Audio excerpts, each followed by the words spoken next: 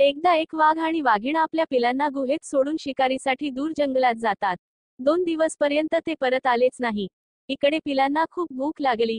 कलकल ऐकून एका बकरीला त्यांची दया आली. तिने वाघिणीच्या पिलांना आपले दूध पाजले. पिलांच्या जीवात जीव आला. आता बकरी रोज येऊन त्यांना दूध पाजू लागली.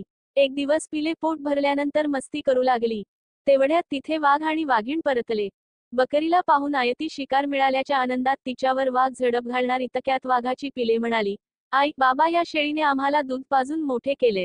ही नसती तर आम्ही मरून गेलो असतो. हिचे आपल्यावर खूप उपकार आहेत. तुम्ही तिला मारू नका. पिलांचे ऐकून वाघ खुश झाला आणि तिला म्हणाला, आम्ही तुझे हे उपकार विसरणार नाही.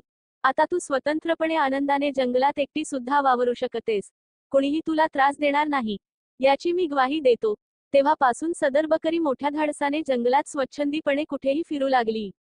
एकदा तर बकरीला वाघाच्या पाठीवर बसून उंच झाडांची पाने खाताना एका गरुडाने पाहिले आणि कुतूहलाने त्याने बकरीला या किमयेबद्दल विचारले.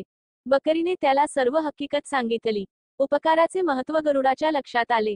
आपण पण असेच महान कार्य करायचे असे त्या गरुडाने मनातल्या मनात ठरवले. एकदा गरुड उडत असताना त्याला काही उंदराची पिले दलदलीत फसलेली दृष्टीस पडली. ती बाहेर पडायचा प्रयत्न करत असता अधिकच खोल जात होती. शेवटी गरुडाने त्यांना अलगद बाहेर काढले. उंदराची पिले ओली झालेली व थंडीने कुडकुडत होती.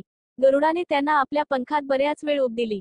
थोड्या वेळाने आपल्या घरट्याकडे जाण्यासाठी गरुडाने उंदराच्या पिलांचा निरोप घेतला आणि भरारी घेण्याचा प्रयत्न केला, पण काही केल्या त्याला उडता येईना. तो अस्वस्थ झाला आणि त्याने त्याचे कारण शोधले. उंदराच्या पिल्लांनी ऊब घेता घेता त्या गरुडाचे संपूर्ण पंख कुरतडले होते. फडफडत कसेबसे गरुड तेथून बकरीपर्यंत पोहोचले आणि त्याने बकरीला त्याबाबत विचारले. तू पण उपकार केलेस आणि मी पण उपकारच केले, पण दोघांना वेगवेगळे फळ कसे मिळाले?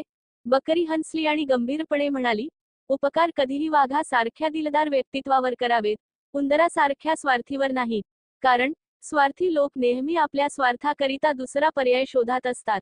स्वतःचा स्वार्थ साधला की ते सच्चा व प्रामाणिक माणसाला सुद्धा विसरण्यात स्वतःची धन्यता मानतात. मात्र दिलदार स्वभावाचे लोक निस्वार्थी आणि बहादूर लोक आयुष्यभर उपकार करणाऱ्याला लक्षात ठेवतात.